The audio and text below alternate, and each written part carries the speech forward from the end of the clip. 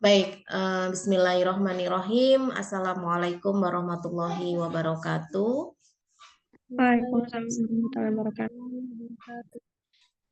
Ya, selamat pagi semuanya. Semoga selalu dalam keadaan sehat, dalam keadaan bahagia, ya, dalam keadaan selalu semangat ya, apapun yang sedang kita kerjakan saat ini yang menjadi tanggung jawab kita ya. Karena saya paham betul ya, justru di detik-detik terakhir untuk perkuliahan itu bukan semakin santai, tapi malah semakin lebih padat ya, terutama mungkin kemarin-kemarin ada yang belum mengerjakan tugas gitu ya, belum mengerjakan laporan, sedang dikebut-kebutnya gitu ya, apalagi dikasih deadline sama dosen. Ya artinya dalam hal ini tetap kalian harus menjaga keseimbangan ya, artinya jangan sampai oleng ya, artinya kebutuhan jasmani dan rohaninya itu harus dalam kondisi yang balance ya, jangan sampai nanti hanya mengejar tugas, mengejar laporan, tapi kalian lupa bahwasanya badan itu juga butuh istirahat ya, butuh nutrisi, yang artinya semua itu harus saling melengkapi ya, tidak boleh berat sebelah gitu ya. Baik, untuk kesempatan pertemuan kita hari ini ya, kita akan mencoba untuk bersama-sama mereview kembali materi yang sudah saya sharekan tentunya ya melalui link video yang harapannya pun juga kalian sudah menyimak itu semua ya. Jadi tinggal kita menjawab dari setiap pertanyaan yang tampil di slide yang nanti sesuai dengan topik bahasannya ya. Jadi agar tidak terlalu lama dan waktu kita kan hanya 1 jam. Jadi setidaknya materi kita terselesaikan ya untuk sesi tanya jawab. Kalaupun memang ada yang tidak sempat ditanya saya berikan pertanyaan, ya berarti PR-nya adalah kalian harus bisa menyimak kembali materi yang sudah saya berikan ya dan belajar kembali karena tentunya ini akan menjadi bagian ya dalam soal-soal yang nantinya akan dikeluarkan pada saat UAS ya. Baik, untuk metabolisme lemak ya, sebetulnya sama halnya dengan metabolisme yang lainnya, ini menjadi bagian yang memang penting di dalam tubuh kita. Kalau nggak penting ya nggak akan dilakukan. Oleh karena itu, hal yang perlu kita ingat bahwasanya kita tetap harus mendapatkan asupan tersebut, baik itu karbohidrat, baik itu protein, baik itu asam lemak ya.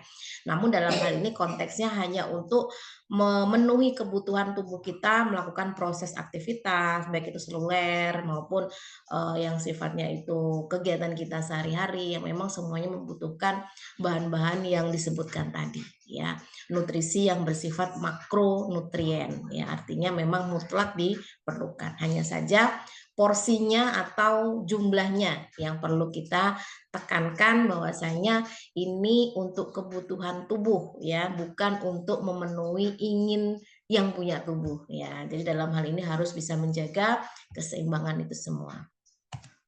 Baik, kita masuk ke sesi yang pertama ya. Ini adalah sesi yang bisa dikatakan sebagai pengantar gitu ya. Biasanya kalau yang pengantar itu biasanya sesuatu pertanyaan yang bersifat umum, yang mana itu jauh lebih mudah sebetulnya ya. Jadi kalau kalian menjawabnya di awal-awal sebenarnya lebih mudah ya, karena pertanyaan-pertanyaan itu masih sangat dasar gitu. Nah, sebelum lebih lanjut ya mengenai metabolisme dari lemak di dalam tubuh kita, kalian harus paham dulu bedanya dengan karbohidrat, bedanya dengan protein itu apa. Makanya kalian harus paham dulu karakteristik umum dari lemak itu apa dan fungsinya untuk apa sih lemak di dalam tubuh kita. Oke, di sini saya persilahkan atas nama Vivi ya untuk bisa menjelaskan sesuai dengan pertanyaan yang diberikan. Silakan. Baik, Ibu. Jadi lemak sendiri memiliki karakteristik yang relatif tidak larut dalam air dan larut dalam pelarut nonpolar. Fungsi lemak sendiri sebagai sumber energi, cadangan penghasil energi, pelarut beberapa vitamin seperti vitamin A, B, E, dan K, isolator panas, juga pelindung organ tubuh seperti jantung, paru-paru, dan lain-lain. Cukup, Ibu. Baik, kita harus paham dulu ya karakter dari lemak gitu. Tentunya ini berbeda banget dengan karakter dari karbohidrat, dengan protein begitu ya. Jadi bedanya apa? Dari sifat kelarutan. Ya, sifat kelarutan yang memang ini tentunya kalian sudah melakukan praktikum berkenaan dengan sifat kelarutan bahan-bahan tertentu ya, salah satunya dari lemak. Ini dia tidak mudah larut dalam air ya. Bukan tidak mudah ya, tidak bisa larut dalam air. Kalau tidak mudah kan berarti ada proses yang sulit akhirnya bisa. Ya kecuali kalau ada proses emulsifikasi ya yang bisa melarutkan jadi pembentukan emulsi. Tapi dalam hal ini memang normalnya lipid itu tidak bisa larut dalam air ya karena memiliki kepolaran yang berbeda. Nah, oleh karena itu apakah lemak itu bisa dilarutkan? Ya bisa, tapi kita sesuaikan jenis pelarutnya apa ya, tapi tidak lagi menggunakan pelarut yang bersifat polar, tetapi bersifat yang non polar. Apa saja yang bisa melarutkan lemak seperti ether, kloroform, benzen, ya, N-heksan itu semua bisa digunakan sebagai pelarut untuk lemak. Ya. Jadi ini karakteristik secara sifat kelarutan. Nah, kemudian fungsinya apa? Nah, ini banyak banget fungsi dalam tubuh kita. Jadi jangan sampai kita itu tidak menyukai lemak gitu ya. Kenapa? Karena lemak itu sebagai sumber energi. Ya, jadi bukan berarti kita menghilangkan sama sekali. Nanti kalau dalam tubuh kita ini tidak ada lemaknya, bingung nanti yang akan menjadi pelindung organ-organ penting dalam tubuh kita siapa gitu. Artinya dalam hal ini tetap lemak itu menjadi porsi yang penting dalam tubuh kita. Sebenarnya sebagai sumber energi, sebagai cadangan energi ya, artinya memang penting di dalam tubuh kita. Kemudian ada beberapa jenis vitamin yang memang itu dibutuhkan oleh tubuh kita ya, seperti vitamin A, D, E, K, itu tidak bisa larut dalam air. Jadi bisanya itu dengan lemak. Jadi kalau tidak ada lemak di dalam tubuh kita, yang akan melarutkan vitamin itu dan akhirnya bisa diserap oleh tubuh kita siapa kan gitu. Kemudian sebagai bahan isolator ya, penahan panas ya. Jadi itu tadi ya, artinya dalam hal ini kan tubuh kita kan sangat tidak bisa berkontak langsung dengan suhu yang panas, tapi paling tidak dengan adanya lemak itu akan membantu meredam itu semua. Kemudian ini tadi yang saya sebutkan ya, sebagai pelindung organ-organ vital dalam tubuh kita yang memang butuh yang namanya bantalan ya, atau bantalan itu pelindung ya, misalkan seperti jantung, paru-paru dan lain-lain. Tapi ya jangan lupa jangan juga terlalu berlebihan karena ketika jantung itu lemaknya banyak ya, yang itu menyelimutinya banyak, itu akan mengganggu proses denyutnya akan semakin berat ya, jadi akan susah untuk berdetak, tetapi tetap semua itu ada porsinya masing-masing. Kemudian ini yang penting juga, tubuh kita itu kan terdiri dari sel. Nah, sel itu sangat tidak bisa kalau tidak ada lemak gitu ya. Karena apa? Sel itu punya yang namanya membran sel, punya yang namanya organela sel. Nah, itu kalau nggak ada lemak, nggak ada yang menyusun itu semua. Karena sebagian besar penyusun dari membran sel adalah lemak. Meskipun jenis lemaknya bermacam-macam ya, sesuai dengan kebutuhannya. Kemudian juga sebagai penyusun lipoprotein. Ya, nah ini nanti kaitannya dengan pengaturan kolesterol di dalam tubuh kita ya. Jadi jangan sampai salah beranggapan kalau kita ini tidak butuh yang namanya kolesterol gitu ya. Ya dikatakan jahat ya karena jumlahnya berlebihan gitu saja. Yang membuat berlebihan itu siapa kalau yang bukan punya badan?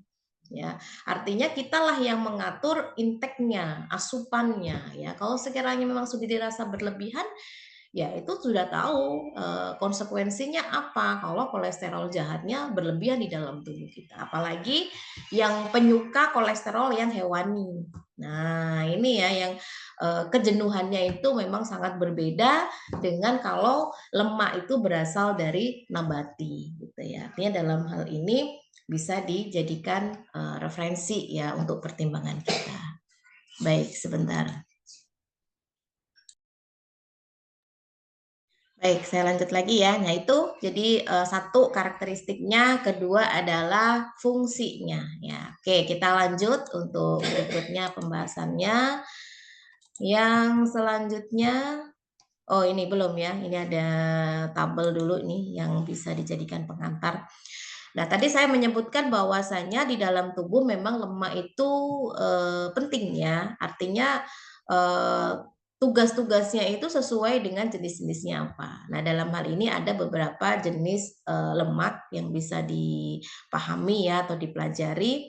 Yang pertama adalah jenis asam lemak. Jadi asam lemak itu ada asam lemak jenuh dan asam lemak tak jenuh ya.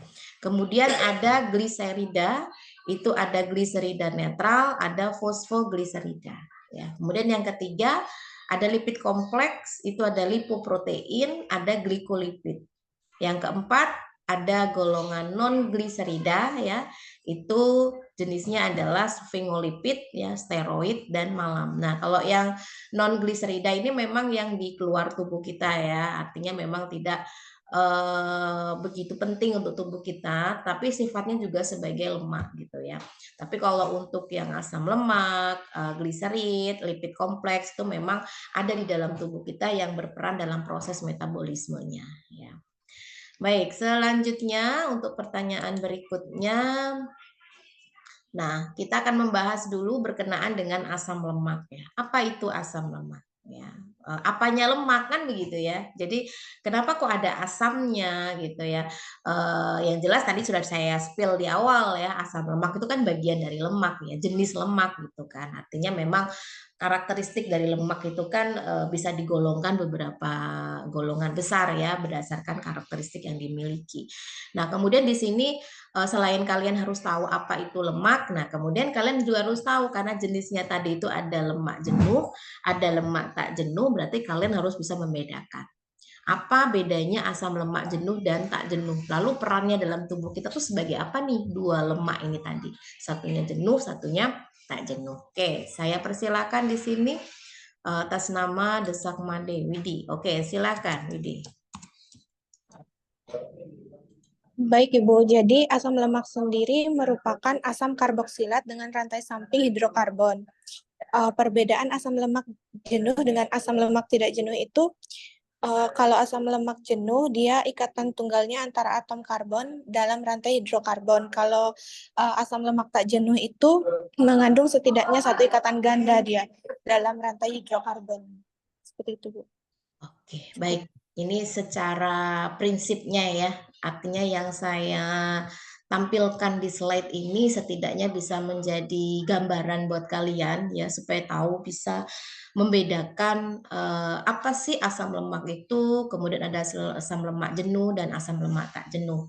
Tadi Widi sudah menjawab bedanya yang kedua belum?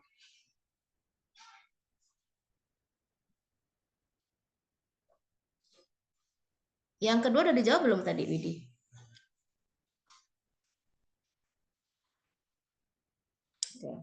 Baik, kita lihat apa itu asam lemak ya. Nah, asam lemak ini kalau dilihat dari segi pengertiannya saya rasa sama ya dari mata kuliah lainnya yang membahas tentang asam lemak begitu. Jadi secara struktur kimiawinya asam lemak ini adalah asam karboksilat ya dengan rantai samping hidrokarbon.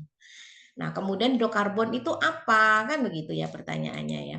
Hidrokarbon ini adalah senyawa yang terdiri dari karbon yang jelas dan hidrogen. Jadi hidrokarbon itu kan gabungan dari karbon dan hidrogen. Jadi harus ada atom karbonnya, harus ada atom hidrogennya.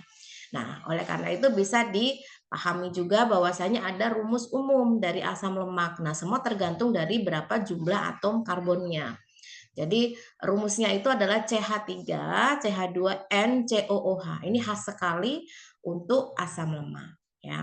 Nah, tadi jenisnya ini tergantung dari berapa jumlah karbonnya. Nah, rentang ukuran dari banyaknya karbon itu dari jumlah karbonnya 12 sampai jumlah karbonnya 24. Ya, ini tergantung berapa jumlah karbonnya. Yang itu bisa kita bedakan ya. Ada asam lemak jenuh sama asam lemak tak jenuh ya. Nah, ini tadi saya sebutkan ya. Jadi ada asam lemak yang jumlah karbon C-nya itu ya, itu antara 12 sampai 24. Nah, itu tergantung dari menentukan namanya gitu. Jadi kalau dalam ilmu kimia itu kan penamaan itu kan ada penamaan secara trivial, ada penamaan secara sistematik gitu ya. Nah, dalam hal ini kalau sistematik biasanya lebih dipahaminya itu berdasarkan jumlah atom C-nya. Jadi kalau atom C-nya ada 2, biasanya diawali dengan kata bi gitu ya. Kemudian kalau atom C-nya ada 4, itu tetra. Kemudian kalau atom C-nya ada 6, heksa. Kalau 8, okta. Kalau 10, deka, dan seterusnya. Nah, kalau yang trivial ini biasanya digunakan untuk bahan penyusun kimiawinya ya. Jadi misalkan atom C-nya ada 2, namanya adalah asam asetat ya. Kalau atom C-nya ada 4, itu asam butirat. Kalau atom C-nya ada 6, itu asam kaproat ya, dan seterusnya ya. Ini sebagai gambar dan contoh aja ya, artinya mewakili kalau memang jumlah atom C itu berpengaruh terhadap jenis dari asam lemak tersebut ya. Baik, di sini silakan bisa melanjutkan ya untuk bisa menjawab bedanya ya, bedanya asam lemak jenuh dan tak jenuh ya. Silakan bisa dikasih contohnya apa masing-masing, lalu perannya apa di dalam tubuh kita. Baik, siapa ini yang belum menjawab? Sukma sama Teresia, siapa yang mau menjawab ini?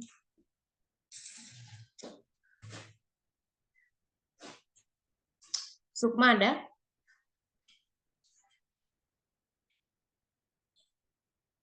Teresia? Ada, Ibu. Oke, silakan.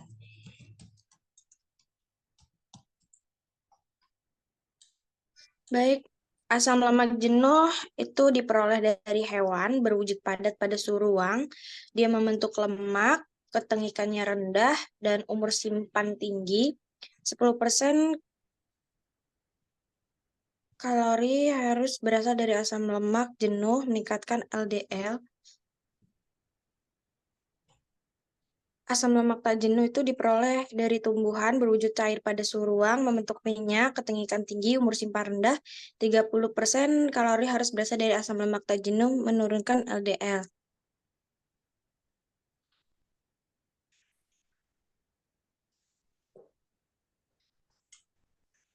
Sudah cukup, Ibu. Oke, baik, terima kasih. Nah, sekarang kita harus tahu ya asam lemak jenuh sama tak jenuh ya. Kalau asam lemak jenuh ya, itu secara struktur kimiawinya itu dia mengandung ikatan tunggal ya antara atom karbon dalam rantai hidrokarbon. Jadi dia ikatannya tuh lurus gitu ya, rantainya tuh lurus.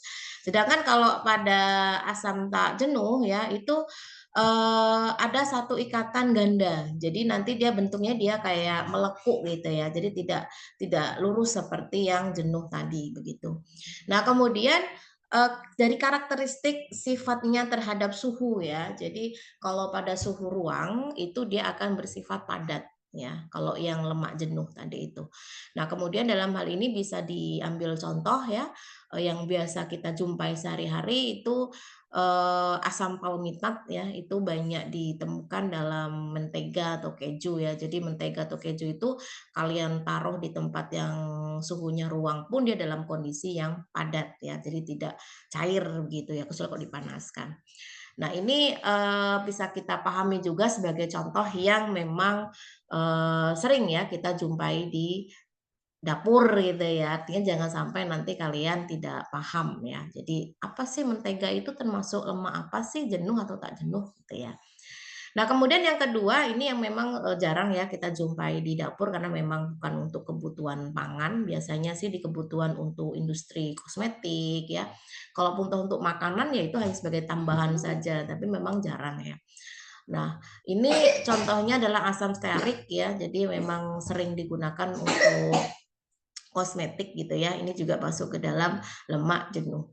Lalu bagaimana kalau untuk yang lemak tak jenuh ya? Tadi sudah disebutkan di awal ya bahwasanya dia memiliki ikatan ganda dalam rantai hidrokarbon. Jadi ikatan itulah yang menyebabkan si asam lemak ini nanti rantai itu dia menekuk. Nah, beda dengan yang asam lemak jenuh tadi. Nah, kemudian terbalik kalau untuk yang asam lemak tak jenuh itu pada suhu kamar itu akan cair gitu ya. Nah, dalam hal ini perlu kita pahami bahwasanya asam lemak tak jenuh itu mampu meningkatkan lipoprotein densitas tinggi ya HDL di dalam tubuh kita itu yang dianggap sebagai kolesterol baik ya, yang memang dalam hal ini dapat mengurangi konsentrasi LDL. Ya, jadi HDL itu adalah lipoprotein densitas tinggi yang memang di dalam tubuh kita itu fungsinya sebagai pembersih gitu ya, kolesterol jahat yang kita kenal sebagai LDL gitu ya, low density lipoprotein. Jadi dalam hal ini low itu artinya memang rendah gitu ya lipoproteinnya, artinya memang dia bersifat lebih jahat, jadi kejenuhannya pun juga mempengaruhi di dalam aliran darah kita itu mudah sekali untuk dia menempel, mengganggu aliran darah sehingga bisa menyebabkan aterosklerosis ya, artinya bisa penyumbatan pembuluh darah dan itu berakibat fatal ya ketika kolesterol LDL-nya terlalu tinggi, kemudian HDL-nya rendah. Nah, siapa yang akan membuang itu semua ya? Nah, ini memang paling banyak ditemukan pada tumbuhan ya. Jadi memang tadi disebut sebagai kolesterol baik ya, HDL gitu ya, karena ini bersifat nabati. Contohnya asam oleat ya, yang itu banyak ditemukan pada minyak zaitun ya. Jadi kalau saat ini ada yang menggunakan minyak zaitun sebagai bahan untuk menggoreng, itu sangat bagus banget ya, karena memang HDL-nya tinggi ya, sedangkan kolesterol jahatnya rendah begitu. Nah, tapi itu kembali lagi harganya juga mahal ya. Jadi memang tidak semua orang mampu ya, apalagi untuk menggoreng. Mungkin kalau untuk sekedar menumis, memasak yang sifatnya butuhnya sedikit masih bisa lah ya. Tapi kalau sampai harus minyaknya menggenang seperti minyak kelapa atau minyak sawit sepertinya berat ya, karena memang ini harganya juga mahal gitu ya. Oke, kemudian nah ini asam lemak ya, ini berdasarkan sumbernya juga, itu ada jenuh sama tak jenuh ya. Ini contoh saja yang saya tampilkan ya. Misalkan di sini yang jenuh itu ada butirat, ada palmitat, ada stearat, ada kaproat. Sedangkan kalau yang tak jenuh itu ada palmitoelat ya, ada oleat, ada linoleat, ada linolenat dan arakidonat. Nah, ini semua memiliki sumber yang berbeda-beda ya. Ya tapi sumbernya ya cuma ada dua ya. Kalau nggak nabati ya hewani itu saja ya. Kalau butirat itu dari lemak susu ya. Kalau palmitat itu ada yang dari lemak hewani dan ada juga yang dari nabati. Kemudian ada stearat itu juga dari lemak hewani dan nabati dan seterusnya ya. Semua tergantung dari jenis asam lemaknya apa. Nah, kemudian setelah kalian paham apa itu asam lemak ya, berdasarkan karakteristik rantai hidrokarbonnya tadi, kemudian ada asam lemak jenuh dan tak jenuh gitu ya. Nah, sekarang ada istilah lemak dan minyak. Nah, ini apakah memiliki arti yang sama atau berbeda? Coba silakan yang bisa menjawab. Atas nama siapa di sini? Teresia, Bu. Oke, silakan Teresia. Jadi perbedaan lemak dan minyak itu kalau lemak mengandung banyak asam lemak jenuh, sedangkan minyak mengandung banyak asam lemak tak jenuh. Asam lemak jenuh itu diperoleh dari hewan dan berwujud padat pada suhu ruang, membentuk lemak, sedangkan asam lemak tak jenuh diperoleh dari tumbuhan berwujud cair pada suhu ruang, membentuk minyak, ketinggian tinggi, dan umur simpan rendah. Sudah, Bu. Baik. Ya, jadi kita harus bisa membedakan ya, mana lemak, mana minyak, gitu ya. Nah, dalam hal ini kita harus tahu dulu bahwa saya memang keduanya ini merupakan bagian dari trigliserida. Ya, tadi itu kan di awal ada golongan lemak gliserid ya. Jadi itu salah satu contohnya ya lemak dan minyak ini. Tapi kedua ini memiliki karakter yang berbeda gitu ya. Satunya asam lemak jenuh, satunya asam lemak tak jenuh gitu. Nah, di sini untuk yang asam lemak jenuh ya, lemak dan minyak gitu ya. Asam lemak yang jenuh itu diperoleh dari hewan. Sedangkan yang tak jenuh itu dari tumbuhan. Ya sebetulnya dilihat dari sumbernya aja kalian sudah bisa menebak dan memperkirakan ya. Yang lebih bagus tubuh itu yang mana? Yang jelas dari tumbuhan. Tapi memang rasa memang tidak bisa bohong gitu ya. Artinya dalam hal ini banyak orang nggak suka lemak dari tumbuhan karena memang tidak segurih atau tidak seenak yang dari hewan. Kan begitu. ya. Tapi kalau dilihat dari kualitasnya itu lebih tinggi untuk yang lemak tak jenuh gitu ya, untuk kesehatannya, dan itu tadi harganya pun juga lumayan kan dibandingkan dengan yang lemak jenuh. Nah, kemudian kalau yang lemak jenuh ya itu akan berwujud padat ya pada suhu ruang, sedangkan lemak tak jenuh itu bersifat atau berwujud cair. Jadi contohnya minyak zaitun tadi itu ketika diletakkan di suhu ruang ya tetap cair seperti itu ya. Nah, kemudian kalau lemak jenuh itu akan membentuk lemak, sedangkan untuk yang lemak tak jenuh membentuk minyak. Nah, tahu kan bedanya? Satunya lemak, satunya minyak. Hanya saja dalam hal ini waktu simpannya itu rendah ya kalau untuk yang dari tumbuhan. Kenapa? Itu tadi karena sifat ketengikannya itu jauh lebih tinggi, waktunya itu lebih singkat dibandingkan dengan yang lemak jenuh yang dari hewan. Oleh karena itu lemak jenuh itu umur simpannya lebih tinggi, jadi lebih awet dia dibandingkan dengan yang lemak tak jenuh. Tapi kita kembali lagi lihat ke fungsinya, ya. Jadi fungsinya itu untuk yang lemak itu justru malah meningkatkan LDL. Meningkatkan LDL berarti meningkatkan jumlah dari kolesterol jahat. Sedangkan kalau untuk yang lemak tak jenuh yang dari tanaman tadi atau nabati itu justru menurunkan LDL. Nah, tinggal milih yang mana kan begitu, ya. Nah, sesuai dengan kebutuhannya pun kita bisa lihat kalau yang asam lemak jenuh yang dari lemak tadi ya, itu 10%, hanya 10% saja, nggak boleh lebih. Artinya apa? Kita tetap boleh kok mengkonsumsi lemak dari hewani, tetap boleh, nggak perlu khawatir ya. Apalagi kalau lagi musim Lebaran Idul Adha gitu kan nggak mungkin kan kita tidak mengkonsumsi lemak gitu. Kecuali kalau memang dapatnya pure daging ya. Tapi kan terkadang ada campuran-campuran yang memang sayang kalau tidak kita bikin sop atau bikin apa yang sekiranya itu seger gitu. Boleh, tetap boleh ya. Tapi jangan berlebihan. Jadi hanya 10% kalori saja yang memang itu boleh berasal dari asam lemak ya. Tapi siap-siap memang LDL-nya meningkat. Tapi jangan lupa harus diseimbangkan dengan asam lemak tak jenuh ya. Karena di sini 30% kalori itu harus berasal dari asam lemak tak jenuh untuk menetralkan. Jadi jangan sampai kebalik ya.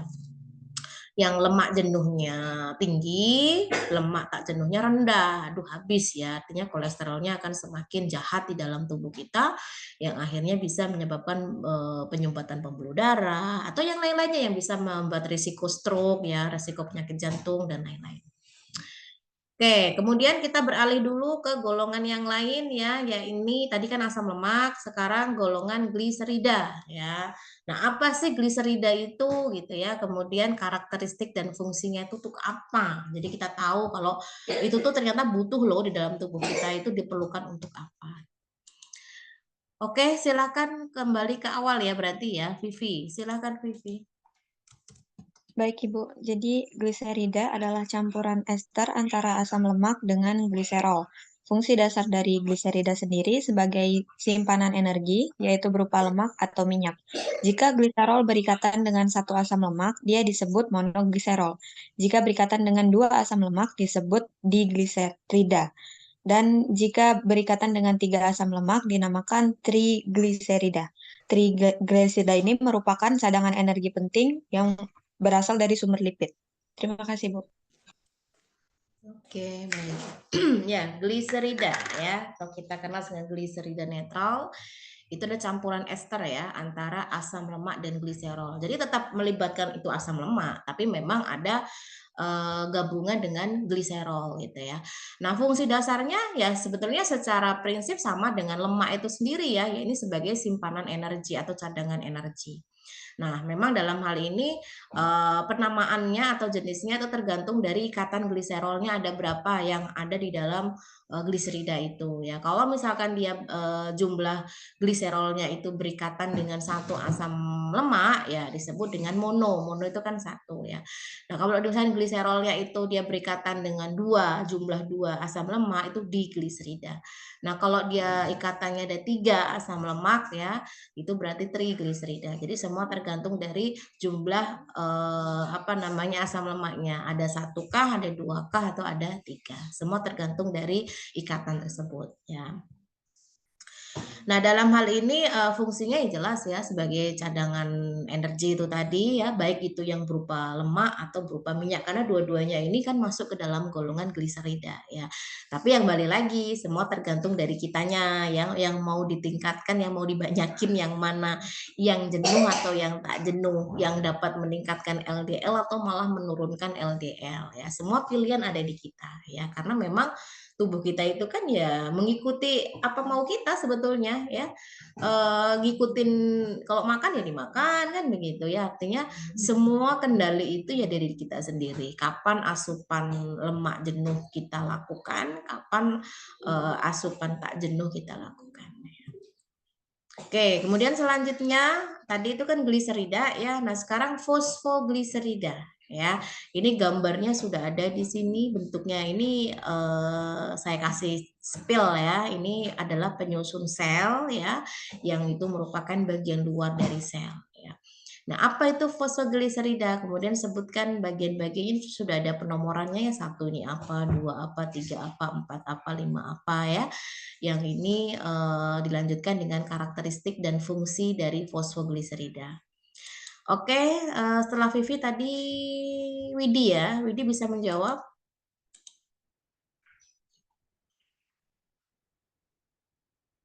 Atau Putu?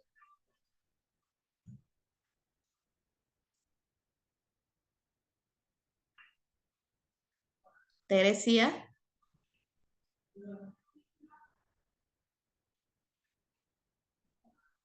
Iya, Bu. Sebentar ya, Bu. Oke, silakan.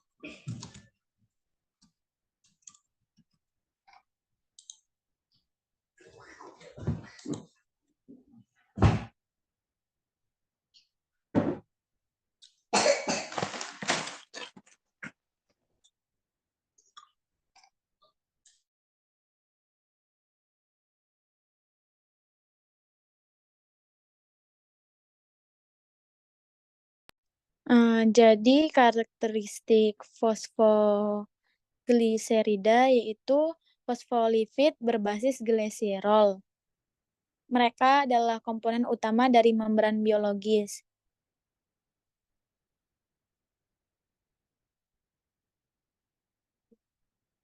Fosfogliserida terdiri dari 2 asam lemak, 1 gugus fosfat, dan 1 molekul glycerol. Penggunaan fosfogliserida adalah sebagai komponen penyusun membran sel dan sebagai agen emulsi dari 2 cairan yang tidak bisa bergabung seperti minyak dan air.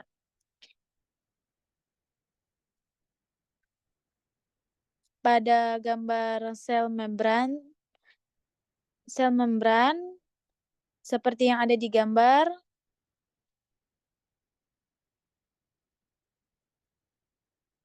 jadi nomor 1 itu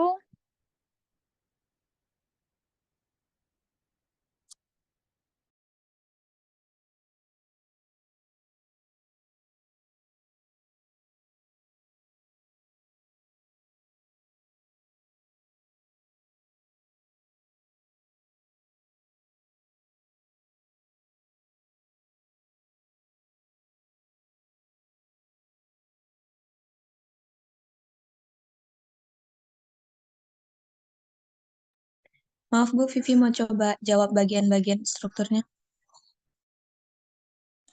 Oke, silakan Vivi. Jadi nomor 1 itu glikolipid, yang 2 rantai karbohidrat, yang ketiga glikoprotein, yang keempat itu kolesterol, yang kelima protein integral. Di struktur sebelahnya yang bagian A itu kita sebut ekor dan yang B-nya kepala. Cukup.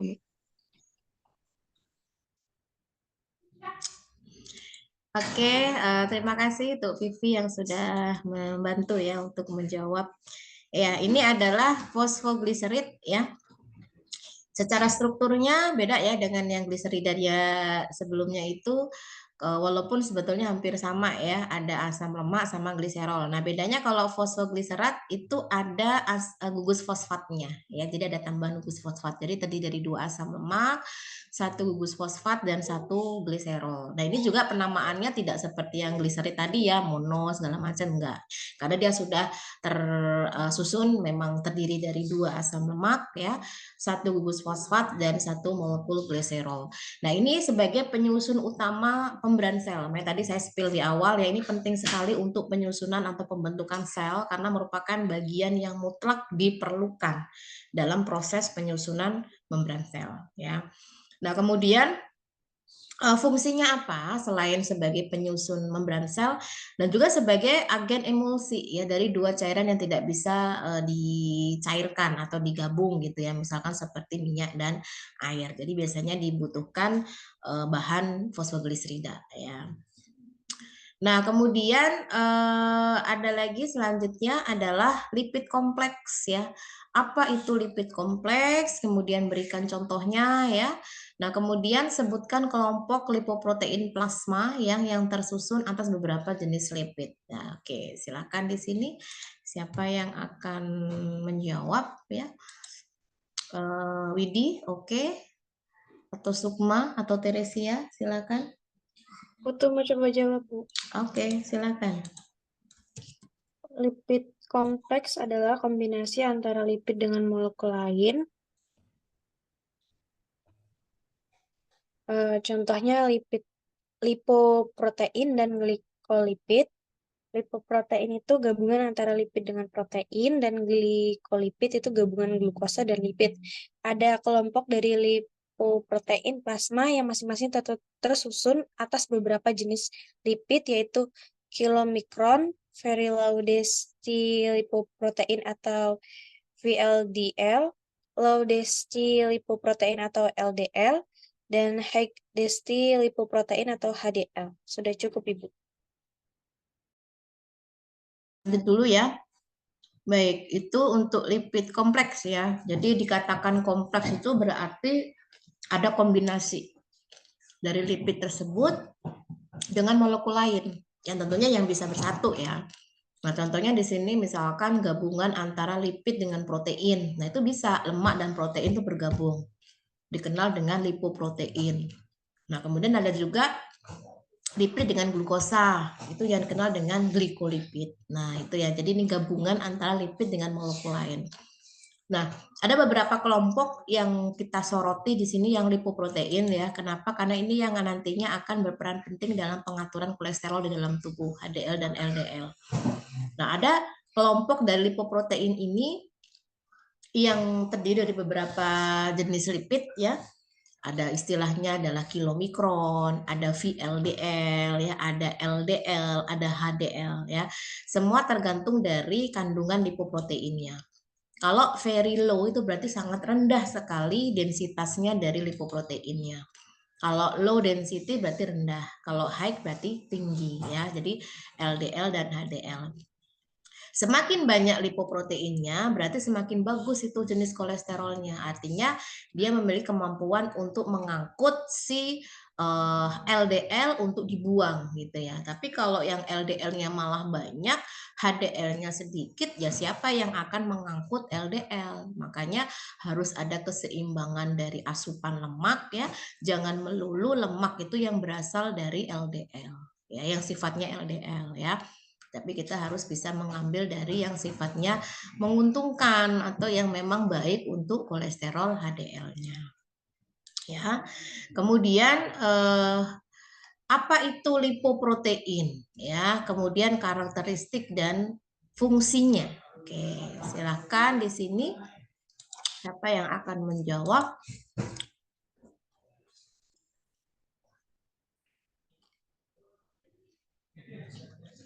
Silakan. Teresia, Bu. Oke, silakan Teresia.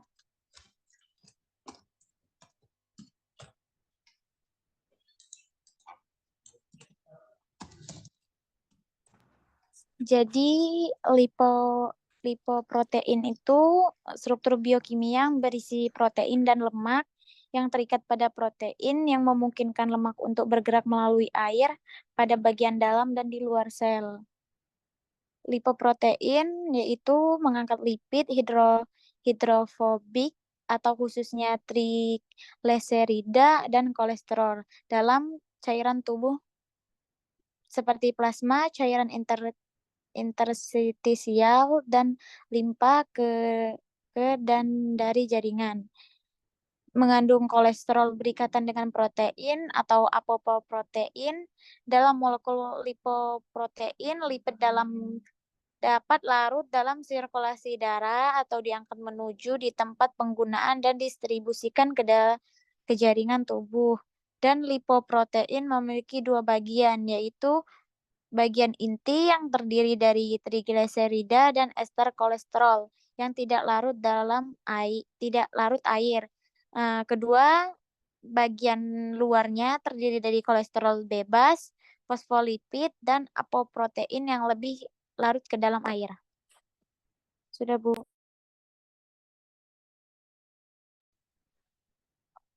Protein berfungsi untuk mengemulsi lipid atau banyak enzim transporter protein struktural, antigen, adenin, dan racun merupakan lipoprotein. Sudah, Bu. Oke, baik. Terima kasih atas penjelasannya ya. Makanya tadi disebutkan di awal, lipoprotein itu menjadi bagian yang memang kita prioritaskan untuk dibahas, karena memang ini menjadi bagian penting ya dalam pengaturan metabolisme lipid di dalam tubuh kita. Jadi lipoprotein kita ingat bahwasanya lemak itu kan sangat susah untuk bisa bersatu ya dengan air. Dan kita ingat pula tubuh kita ini kan 70% itu terdiri dari air. Jadi akan sulit sekali kalau lemak itu hanya pure lemak ya yang memang ada di dalam tubuh kita. Maka dia akan bentrok dengan air, tidak akan menyatu begitu. Oleh karena itu dia harus menggandeng senyawa lain yang bisa punya kemampuan untuk bersatu dengan air, yaitu protein. Oleh karena itu lipoprotein ini menjadi penyelamat ya. Tetap ada kandungan lemaknya tapi dia memboncengin si protein ini agar mudah untuk larut begitu. Nah, apa itu lipoprotein? Lipoprotein ini adalah makromolekul yang nantinya mengangkut lipid hidrofobik. Ya, khususnya yang sifatnya trigliserid dan kolesterol yang itu ada di dalam cairan tubuh ya, entah itu di plasma, entah itu di cairan interstisial atau limfa ya, yang itu akan diteruskan atau berasal dari jaringan gitu. Nah, kita tahu bahwa cairan tubuh itu kan sifatnya dia polar ya, yang memang banyak mengandung air. Jadi sangat penting sekali adanya lipoprotein ini untuk memudahkan sirkulasi tersebut di dalam darah kita, yang akhirnya nanti akan diteruskan ya ke tempat yang membutuhkan atau distribusi ke jaringan tubuh yang membutuhkan. Nah, kemudian lipoprotein ini karena dia membawa lipid yang itu mengandung kolesterol ya, kemudian dia ada ikatan dengan protein. Nah, jenis proteinnya itu apa? Proteinnya adalah apoprotein. Ya, jadi tidak sembarangan protein ya, tapi jenisnya adalah apoprotein. Nah, lipoprotein ini memiliki dua bagian ya, ada bagian inti sama bagian luar. Nah, tadi kan dia bersatu dengan protein yang artinya tetap ada kandungan lipid dan proteinnya. Nah, kalau untuk yang bagian inti ini terdiri dari trigliserid dan ester kolesterol yang sifatnya memang tidak larut dalam air. Sedangkan kalau bagian luarnya itu sifatnya adalah larut dalam air ya. Jadi akan lebih mudah untuk sirkulasi di dalam darah tubuh itu. Nah, ini untuk struktur lipoprotein ya, ada kilomikron ya, ada VLDL ya, ada IDL, ada low density protein lipoprotein ya, LDL, dan ada HDL. Ini sudah ada pembagiannya di sini ya. Kalau yang VLDL, IDL, LDL ya, ini termasuk kolesterol buruk atau jahat ya. Sedangkan kalau yang HDL ini yang lebih tinggi density dari lipoproteinnya, ini disebut sebagai kolesterol good gitu ya, kolesterol baik gitu. Tinggal kalian memilih saja mau dibanyakin yang mana asupannya gitu ya, asupan dari LDL atau HDL gitu ya.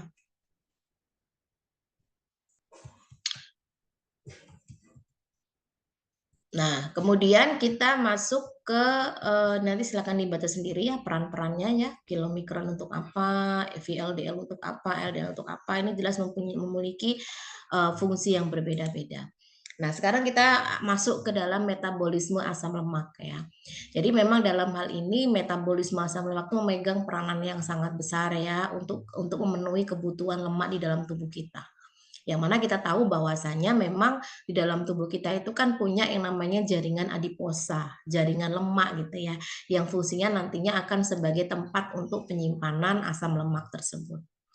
Nah, kalau semisalkan asupan lemak itu besar ya, maka jumlah yang banyak itu tadi ya, tentunya sudah ada mekanisme khusus dalam tubuh kita supaya untuk menyeimbangkan gitu ya, akan diambil oleh hati ya menjadi bahan untuk pembentukan trigliserid hati. Ya. Nah, kemudian jika nantinya dibutuhkan energi yang memang itu berasal dari lemak ya, maka trigliserid yang awalnya disimpan di hati itu akan dipecah menjadi asam lemak dan gliserol yang nantinya akan diteruskan ke sel-sel yang membutuhkan. Jadi misalkan seperti ini, dalam kondisi kalian belum makan ya 1 hari, 2 hari, kenapa sih kok ada kejadian yang sampai belum makan 3 hari, 4 hari dalam kondisi yang kepepet gitu ya, kok masih bertahan hidup? Karena memang masih ada asupan atau cadangan energi yang berasal dari lemak yang disimpan di dalam hati. Ya, tapi tidak boleh berterus-terusan ya, karena itu kan akan berangsur-angsur hilang tuh lemaknya karena digunakan terus untuk memenuhi kebutuhan di dalam tubuh. Artinya parameter kita butuh asupan itu bukan rasa lapar yang timbul ya, karena rasa lapar yang timbul sebetulnya tergantung dari rangsangan ya. Artinya rangsangan kita karena beraktivitas, jadi lambung ini memberikan respon gitu ya. Oh, yang punya badan ini lagi banyak aktivitas nih. Jadi dibentuklah produksi HCl, akhirnya memberikan sinyal kepada otak gitu ya untuk oh ya lapar nih gitu ya. Jadi perutnya atau lambungnya jadi perih gitu ya karena memang ada produksi HCl yang berlebih. Karena sebetulnya itu belum tentu kita sebenarnya dalam kondisi yang butuh energi banget gitu ya, tapi hanya sekedar lapar itu tadi. Karena sebetulnya kita sudah punya mekanisme yang bisa memanfaatkan energi yang berasal dari lemak yang tersimpan di dalam tubuh kita ya. Jadi lemak yang tersimpan di hati yang sudah diubah tadi menjadi trigliserid ya itu nanti akan dipecah lagi menjadi asam lemak dan gliserol yang nantinya akan digunakan untuk kebutuhan sel-sel yang ada di dalam tubuh kita. Ya, jadi sebetulnya tidak mutlak ketika kita itu lapar itu tubuh kita kehabisan energi, enggak ya, tetap masih ada energi. Misalkan seperti orang berpuasa itu kan kenapa kita masih bisa bertahan dengan energi yang kita masukkan pada saat sahur gitu ya.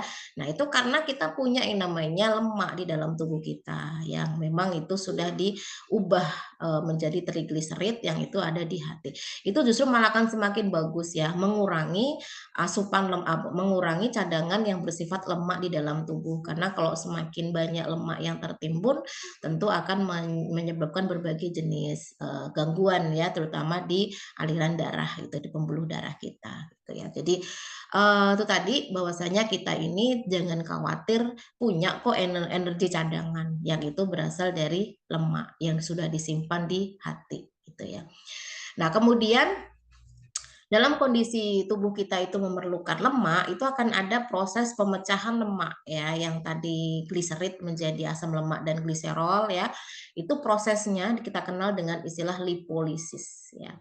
Nah, kemudian asam lemak yang hasil pecah itu tadi yang sudah diubah ya, itu nantinya akan diteruskan atau ditransportasikan oleh albumin ya ke jaringan yang memerlukan ya, yang disebut sebagai asam lemak bebas. Jadi nantinya yang akan didistribusikan ke bagian-bagian sel-sel yang membutuhkan. Nah, lemak yang ada di dalam tubuh kita itu kan diperoleh dari 2 sumber ya.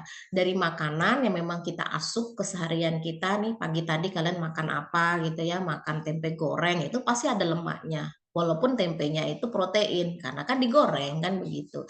Ya kalau nggak mau ada asupan lemaknya ya berarti tempe rebus kan begitu ya. Artinya dalam hal ini tergantung asupan kita.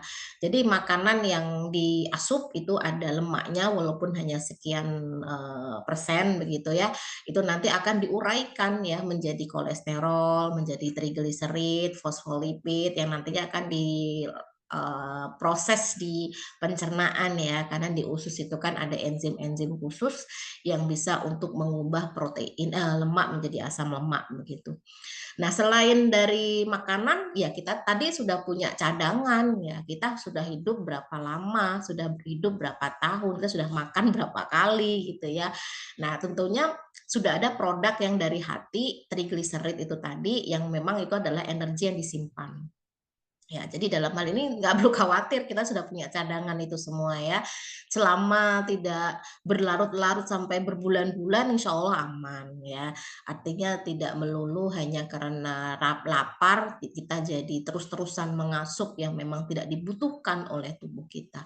Dan jangan pernah terjebak dengan istilah saya makan berapapun badan saya kecil. Nah, jangan, karena ukuran dari banyaknya lemak itu ternyata tidak melulu disebabkan besarnya badan kita ya, karena banyak ya nauzubillah min dzalik jangan sampai terjadi ya, nggak ketahuan malahan gitu loh. Artinya ternyata kolesterolnya tinggi, padahal kalau dilihat dari bentuk tubuhnya mungil, kecil gitu ya, tapi ternyata kadar kolesterolnya tinggi. Itu tadi kadang nggak ketahuan gitu, sesuatu yang membuat terlena gitu, ternyata asupan kolesterol LDL-nya itu jauh lebih tinggi daripada HDL-nya. Jadi meskipun kita memiliki postur badan yang mau makan apa saja itu kecil, tetap harus memperhatikan asupan lemak ya. Jangan sampai nanti komplikasi itu ketahuannya setelah semua kejadian ya. Jadi harus ada kontrol agar jangan sampai itu berlebihan. Nah, lemak itu tidak larut dalam air ya. Oleh karena itu dia butuh lipoprotein. Butuh protein, membentuk lipoprotein ya, yang artinya nantinya mudah diangkut melalui aliran darah ke bagian plasma darah, ke bagian yang lain yang memang sebagian besarnya itu adalah komponennya adalah air gitu ya. Nah, lipoprotein itu yaitu tadi ikatan antara lemak dan protein. Lemaknya apa saja? Yaitu tadi yang diuraikan di dalam tubuh kita yang itu dari asupan makanan, dari produk hati ya, apa saja? Ya kolesterol, trigliserid, fosfolipid gitu ya yang kita kenal sebagai lipoprotein karena berikatan dengan protein. Proteinnya apa? Apoprotein ya. Nah, kemudian ini berdasarkan densitasnya ya, ini sudah disebutkan tadi di awal ya, lipoprotein itu ada yang disebut kilomikron, ada yang disebut VLDL ya, ada yang disebut LDL, ada yang disebut HDL ya. Oke, sekarang bagaimana pengaturan lemak ya di dalam darah, ya ini jalur eksogen ya. Karena kita ada jalur eksogen, ada jalur endogen. Coba dijelaskan yang jalur eksogen itu yang seperti apa, nanti juga ada yang endogen itu seperti apa. Oke, silakan. Siapa yang mau menjawab?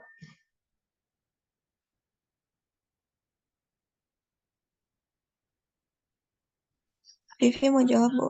Oke, silakan. Jalur lemak dalam darah atau disebut eksogen ini merupakan jalur metabolisme yang melibatkan penyerapan trigliserida dan kolesterol melalui usus disertai pembentukan dan pembebasan kilomikron ke dalam limfe dan kemudian ke dalam darah melalui ductus thoracicus. Di dalam makanan, lipid yang terbentuk yaitu trigliserida serta sejumlah kecil fosfolid, kolesterol, dan ester kolesterol. Selain dari makanan, kolesterol juga berasal dari hati. Sementara lipid dalam usus yang berasal dari makanan disebut lipid eksogen. Di dalam lambung sendiri, lipid mengalami emulsifikasi oleh empedu menjadi partikel lebih kecil sehingga enzim pencernaan dapat bekerja. Dalam enterosit asam lemak bebas akan diubah lagi menjadi trigliserida, sedangkan kolesterol akan mengalami esterifikasi menjadi kolesterol ester. Keduanya bersama dengan fosfolipid dan apoprotein akan membentuk lipoprotein yang disebut kilomikron nasen. Cukup, Ibu. Oke, kemudian dilanjut untuk yang endogen, silakan siapa? Putu, Ibu. Oke, silakan. Pada jalur endogen terjadi sintesis trigliserida dari asam-asam lemak oleh hati disertai sekresi partikel LDL yang mengandung apolipoprotein B100 atau yang dalam pengukuran klinis sering disebut sebagai ApoB dan ApoE. Deposit lipid dalam hepatosit dimetabolisme menjadi trigliserida dan kolesterol ester. Packaging trigliserida hati dengan komponen lain FLDL Nesense dimediasi oleh enzim mikrosomal trigliserida transfer protein atau MTP. Trigliserida dan fosfolipid yang digunakan untuk membentuk FLDL disintesis dalam retikulum endoplasma, selanjutnya masuk ke aparatus Golgi,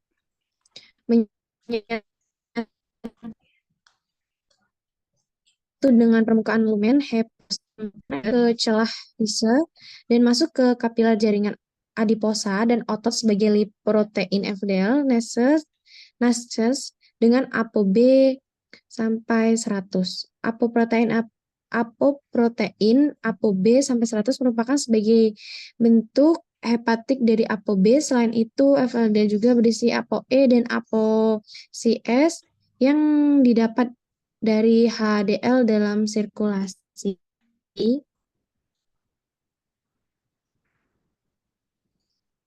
Sudah cukup, Ibu. Oke, baik. Nah, untuk yang jalur endogen, eksogen nanti silakan kalian baca lagi ya. Waktunya tidak keburu untuk kita ulas kembali. Saya akan menjelaskan dulu untuk pengaturan kolesterol ya. Karena ini menjadi bagian yang memang harus kalian pahami. Tapi yang tadi tetap harus kalian simak lagi ya penjelasannya seperti apa. Jadi agar nanti pada saat ujian kalian ngerti ya setiap pertanyaan yang diberikan. Nah, kolesterol ya, yang memang itu menjadi bagian yang penting dalam tubuh kita. Jadi jangan sampai istilahnya dianggap tidak penting dalam tubuh kita ya, karena kolesterol ini juga menjadi hal yang harus ada di dalam tubuh karena kaitannya bahwasanya sebagai penyusun sel, kemudian sebagai pembentuk hormon steroid ya, yang memang itu menjadi bagian penting dalam tubuh kita. Lalu kalau semisal tubuh kita ini kehilangan kolesterol, nah otomatis sulit ya akan terbentuk sel itu tadi, kemudian pembentukan hormon steroidnya juga tidak akan berjalan dengan baik ya, atau malah hilang sama sekali. Nah, namun dalam hal ini kita harus memperhatikan porsinya. Kolesterol dalam tubuh yang tentunya itu akan berlebihan, itu nantinya akan menjadi bumerang untuk diri kita sendiri. Kenapa? Karena ketika dia tertimbun di dalam tubuh kita, artinya dia akan mengganggu atau menyumbat pembuluh darah, yang itu nantinya akan menimbulkan plak ya pada dinding arteri, akhirnya tekanannya menjadi tinggi gitu ya, karena arterinya kan menyempit, kemudian kemampuannya untuk elastisitasnya juga akan berkurang gitu ya, sehingga akan menyebabkan yang disebut dengan aterosklerosis gitu ya. Nah, pembentukan ini akhirnya akan menyebabkan berbagai jenis penyakit yang bersifat komplikasi ya, misalkan seperti infak miokard ya, stroke yang memang itu arahnya ke jantung gitu ya, yang memang ini sangat berbahaya. Nah, kolesterol itu di dalam tubuh kita ya, karena merupakan suatu molekul lemak ya, yang memang kita pahami ada LDL, ada HDL, ada total kolesterol, dan ada gliserid. Nah, ini untuk struktur kolesterolnya ya, jadi merupakan senyawa steroid yang ditandai dengan inti karbon yang terdiri dari 4 cincin yang menyatu, ini struktur kolesterolnya. Nah, kemudian untuk prosesnya bagaimana? Tetap kita melibatkan organ hati ya. Di hati itu Karena hati ini kan menjadi tempat penyimpan lemak ya. Jadi kolesterol itu nantinya akan diangkut yang disebut dengan LDL ya. Makanya kenapa LDL ini sebetulnya meskipun dia itu sifatnya jahat, tapi kalau dalam kondisi yang pas ya dia nggak jahat kok ya. Dia baik gitu ya. Artinya karena fungsinya untuk membawa kebutuhan kebutuhan lemak yang nantinya akan dibawa ke sel-sel tubuh misalkan seperti otot jantung, seperti otak dan lain-lain. Nah, namun dalam hal ini kalau misalkan terjadi kelebihan LDL, nah itu nanti kelebihan itu akan diangkut oleh HDL gitu ya, yang nantinya akan dibawa kembali ke hati. Ya, lalu akan diuraikan, lalu dibuang gitu ya kelebihan itu tadi dalam bentuk cairan empedu. Artinya apa? Satu, PR-nya kalau terjadi kelebihan LDL. Oke lah, kalau terjadi kelebihan LDL berarti harus ada HDL yang banyak untuk membawa atau mengangkut kembali LDL yang lebih tadi itu ke hati kembali untuk diubah menjadi cairan empedu lalu dibuang. Tapi masalahnya sudah LDL-nya banyak, HDL-nya nggak ada atau sedikit. Ya siapa yang akan mengangkut itu semua? Artinya apa? LDL akan mudah sekali menempel di pembuluh darah karena sifatnya yang lebih lengket gitu ya. Kemudian dia itu gampang sekali untuk berada di aliran darah yang tidak mudah untuk dibersihkan. Ya butuh HDL itu tadi. Kalau si HDL-nya nggak ada, sampai kapanpun dia ada di pembuluh darah, dia akan mengambang di pembuluh darah. Ya, nah dalam hal ini kita tahu bahwa LDL itu sifatnya jahat ya karena jumlahnya berlebihan. Kalau nggak berlebihan sih aman, gitu ya. Artinya ketika dia berlebihan, dia akan menempel di dinding pembuluh darah sehingga akan menyebabkan plak, kemudian akan menyebabkan aterosklerosis, penyumbatan pembuluh darah itu. Nah, adanya HDL ini harus ada dan banyak jumlahnya, harus tinggi. Ya, kenapa? Karena yang akan membersihkan si LDL itu ya dari pembuluh-pembuluh darah yang nantinya akan dibawa lagi ke hati. Udah kamu balik lagi ke hati kamu ya. Udah nggak usah mengambang di pembuluh darah nih, karena nanti bisa nyumbat gitu ya. Makanya disuruh balik lagi ke hati dan nantinya akan diubah menjadi cairan empedu dan nantinya akan diuraikan dan akan dibuang gitu ya. Ini normalnya. Kalau nggak normal ya tergantung HDL-nya banyak atau tidak. Nah, ini kalau kondisi pembuluh darah yang aman ya, normal ya, aliran darahnya oke ya, tidak ada sumbatan apapun. Nah, kalau ini sudah mulai terbentuk sumbatan ya dengan adanya kolesterol yang menempel akhirnya menyempit pembuluh darahnya. Nah, ada pula yang sampai menutup sama sekali, berhenti pula lah artinya lalu lintas dari sel darah merahnya ya, artinya akan menyumbat pembuluh darah dan ini sangat berakibat fatal sekali yang bisa menyebabkan serangan jantung, bisa menyebabkan stroke ya karena sebetulnya hipertensi, jantung, stroke itu sebenarnya sudah satu paket yang tidak bisa dipisahkan karena satu dengan yang lainnya itu saling mempengaruhi. Semua berawal dari hipertensi. Lama-lama bisa stroke, lama-lama ya jantung otomatis karena memang kan aliran darah kita itu kan pasti melalui jantung ya. Jadi kalau sampai jantungnya itu terganggu, ya wassalamualaikum ya artinya habislah ya artinya yang bisa menyebabkan proses kehidupan kita berlangsung itu kan jantung yang menjadi pemompa darah yang vital, tidak ada gantinya dengan organ-organ yang lain. Ya meskipun organ-organ lain pun juga memberikan kontribusi yang berbeda-beda gitu ya. Ini kaitannya dengan lemak. Nah, ini kalau untuk standar pengukuran kolesterol ya, tergantung nih yang mau dicek yang kolesterol totalnya atau hanya HDL-nya saja atau LDL-nya saja. Kalau kita menggunakan rapid test itu totalnya ya. Kalau dalam kondisi oke itu berarti kurang dari 170. Ya kalau lampu kuning atau waspada itu antara 170 sampai 199 meskipun antara laki-laki dan perempuan beda ya. Kalau yang sudah warning dan itu dangerous ya, itu lebih dari 200 ya. Nah, kemudian kalau yang HDL berarti semakin tinggi semakin oke ya, lebih dari 45 itu oke. Tapi kalau LDL-nya itu artinya kurang ya. Nah, itu lebih dari 130 ya, itu sudah berbahaya. gitu. Artinya dalam hal ini bahayanya kalau HDL-nya kurang dari 40 ya, LDL-nya banyak banget, lebih dari 130. Maka tidak ada yang mampu membawa si LDL ini menuju ke hati untuk dibuang ya, karena HDL-nya rendah. Oke, mungkin itu yang dapat saya sampaikan ya untuk sesi tanya jawab hari ini.